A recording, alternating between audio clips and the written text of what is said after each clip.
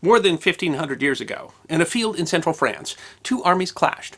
They were each headed by a powerful and ambitious king who was looking to extend his power and influence and prestige farther than he ever had before. They were Clovis, who had united all the Frankish tribes under a single banner, and Alaric II, king of the Visigoths.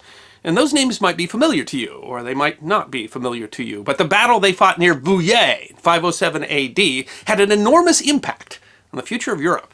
It was a pivotal moment in the definition of the political and national boundaries that we still recognize today, and had it occurred differently, might have led to a very different Europe than the one we know. It is history that deserves to be remembered. Traditionally, many historians date the fall of the Western Roman Empire to the year 476, when the barbarian king Odoacer sacked Rome and deposed the child emperor Romulus Augustulus. The decline of the Western Empire didn't happen all at once, however, and by the time Augustulus was deposed, large parts of the empire were already under the control of barbarian powers, including most of what would become modern France and Spain. At that time, kingdoms didn't have the carefully delineated and legally enforced boundaries of modern nation-states, but they ruled or claimed to rule as far as they could physically project their power. The Visigoths' early history is unclear and shrouded in myth and legend, but by the 3rd century AD, they constituted a powerful military force in Dacia, roughly modern-day Romania. In 410, the Visigoths sacked Rome, the first time in nearly 800 years that the city had fallen to a foreign enemy.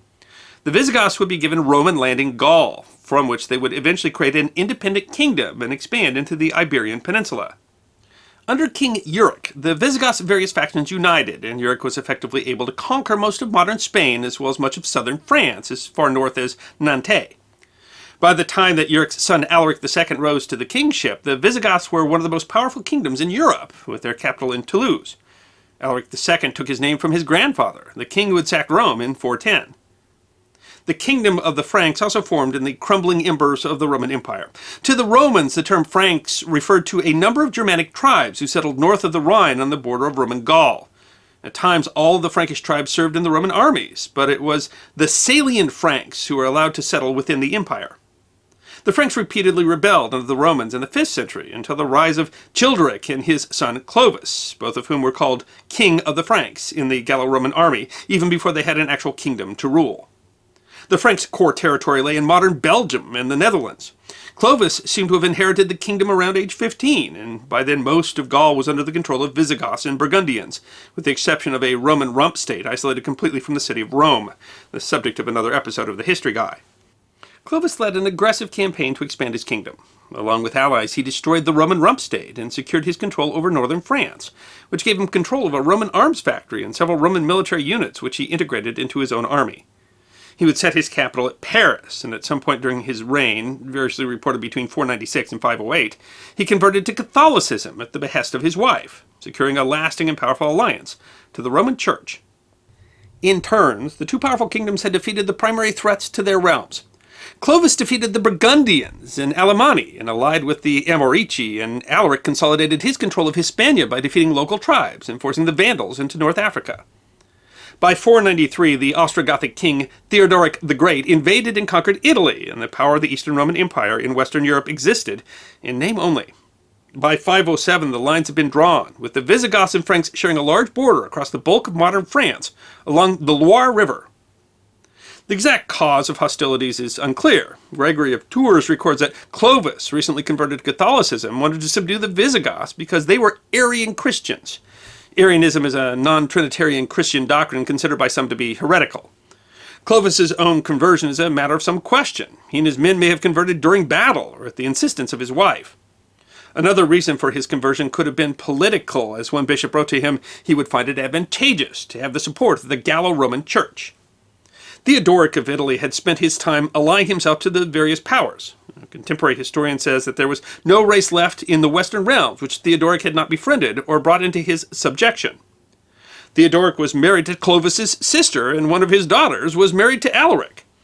The threat of war prompted Theodoric to attempt to negotiate a peace. He sent ambassadors across the region to both Alaric and Clovis. His letter to Alaric said, "Because the hearts of your ferocious peoples are made soft by long peace, beware suddenly sending into danger those whom it is known do not have sufficient experience in such portentous times." The letter to Clovis contained a threat. "Throw down your sword. He who believes that these warnings should be condemned will suffer us as enemies." There may have been fighting between the Franks and Visigoths before, although the details are poorly attested. Gregory of Tours reports a siege of Nantes by the Franks that was defeated, and several other cities in the region seem to have changed hands in the 490s in the First Franco-Visigothic War. Further, the Visigoths and Franks had supported opposite sides of a civil war in Burgundy. Clovis also received envoys from the Eastern Roman Empire, which may have preferred to support the Roman Christian Franks rather than the Arian Visigoths. In February or March 507, Clovis began mobilizing his army. His army included his own Salian Franks, as well as soldiers from Armorica on the Brittany Peninsula and support from an allied Frankish tribe. According to Gregory, Clovis announced that he meant to liberate Aquitaine and ordered his men not to pillage the land. Alaric seems to have had advanced warning of the invasion and ordered his forces drawn from throughout Aquitaine to concentrate at the fortified city of Poitiers.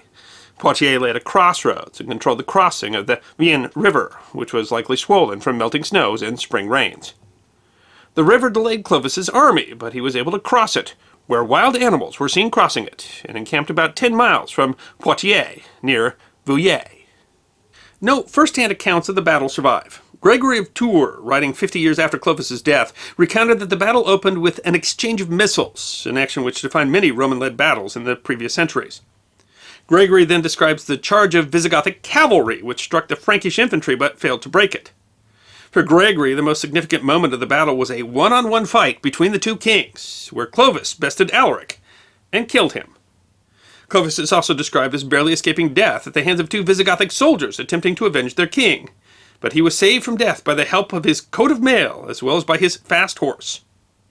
Gregory's accounts in general have been viewed critically by modern scholars, who see much of the narrative as a kind of a historical fiction meant to shame the troublesome grandchildren of Clovis, who ruled Francia when Gregory wrote his history.